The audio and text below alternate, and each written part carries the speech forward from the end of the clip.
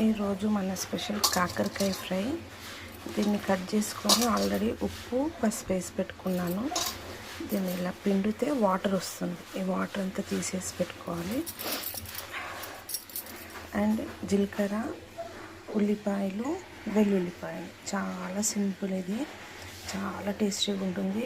ఉల్లిపాయలు, ఎల్లిపాయలు మన ఇష్టం అండి, ఎంతైనా వేసుకోవచ్చు. చాలా సింపుల్ రెసిపీ. అయితే దీనికి కొంచెం ఆయిల్ ఎక్కువ పడుతుంది. ఉల్లిపాయలు అండ్ కాకరకాయ ఒకేసారి వేసేసుకోవాలి. మంచిగా గోల్డెన్ బ్రౌన్ వచ్చే వరకు మనం మంచిగా ఫ్రై చేసుకోవాలి.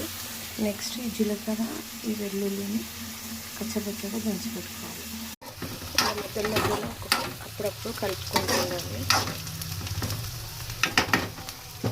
అదివ్వండి, ఎల్లిపాయ, జీలకర్ర ఇలా కచ్చపచ్చగా దంచి పెట్టుకోవాలి.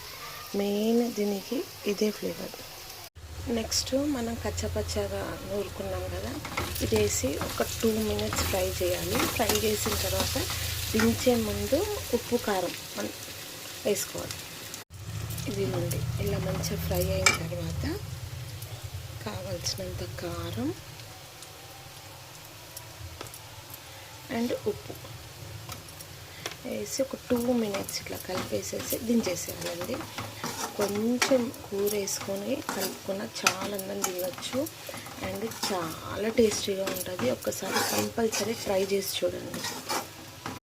అసలు కాకరకాయ తినను అన్న వాళ్ళు కూడా తింటారు, అంత బాగుంటుంది టేస్ట్. ఓకే, మస్ట్ ట్రై అండి.